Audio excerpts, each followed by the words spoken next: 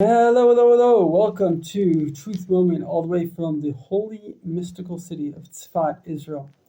So, there's a simple truth that kind of encompasses all truth, and that's the difference between delusional thinking and reality thinking.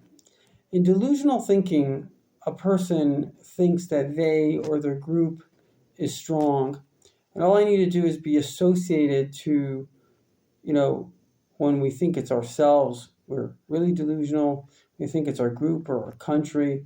Uh, we call that illusional, like it's an imagination, which is normal because the child grows up and perceives the parent as all powerful and sometimes transfers that illusion.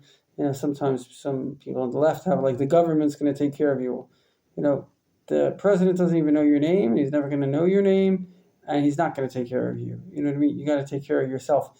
But that's what we'd call factors, reality thinking. And in reality thinking, there are various factors that quite simply, it's like food. If you eat, you'll live. If a person doesn't eat, they're going to die. It's not complicated.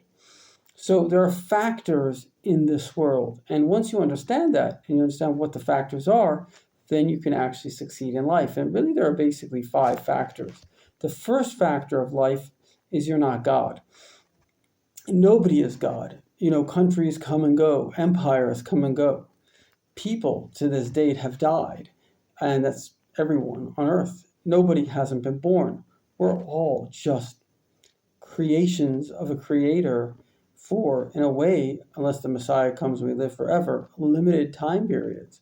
And that's an important factor to realize. So there is a God, and it's not us. The second factor is that God actually has systems. And this is very important because a lot of times what people do, and especially religious people, is we begin to say, okay, well, the powerful one is God. I just need to do what he wants.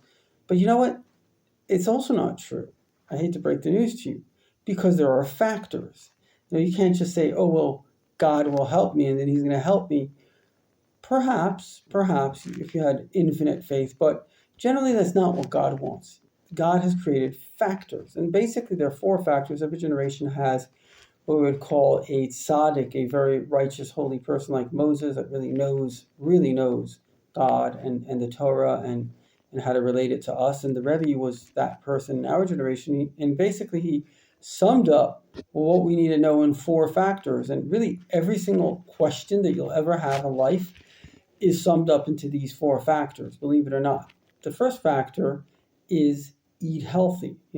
Now we have huge studies, and 70% of major illnesses are preventable through healthy eating. That means if we don't eat healthy, we're bringing upon ourselves 70% of the major illnesses. Think about that for a moment. Eat healthy. If you do get sick, go to a doctor who's a friend. God appointed doctors to heal people. Go to a doctor who's a friend. Don't be your own doctor. Don't worry about it. God can heal you, but he chooses a doctor, and that's the mechanism he chooses. So again, it's a factor. You have to go to the factor and you have to listen to the doctor. Financially, we all need money. Go to a businessman. God appointed certain people in this world. He's given them gifts. Stephen Gallup has a whole story about this. Certain people are kind of entrepreneur, almost based on their DNA. Well, they understand money. They understand people. Go to them. Say, okay, I need financial advice. Do it, because that will be God coming through to you. Again, somebody that has your best interest, a friend. And number three, when it comes to spiritual and life advice, go to a rabbi or a rebbitzin that's compassionate, you can trust, and that has you in mind and cares about you, and get advice, because that's their field. The rabbi studies life advice his whole life. That's what the Torah is. Advice for life. And so the first factor of life is you're not God and no one else is. And the second factor is God has actually given you a mechanism to have directions in life. And these are the four factors given by the Rebbe, the Moses of the generation, who's seen all the wisdom before, tremendous, brilliant man, prophetic, and knows our generation very well, great scientist as well. So he's telling us four factors that include everything else. And really, it's these five factors that I just mentioned that is the key to success. And whoever does it will be healthy, they will be wealthy, and most importantly, they will be happy, because you can only be happy if your soul is doing what it's meant to be doing. It's kind of really simple. But most people, I would say, venture to say 90% of people will never do what I'm saying. And the reason is, the Medrash gives an example of once upon a time a king came to a city, and everybody was so excited to see the king. And everyone said, well, we have to split up all the guests, the king, the minister. One guy said, I'm going to take the agricultural minister because I got some issues with my land. And the other guy's like, I'm going to take the health minister. I got some issues with health.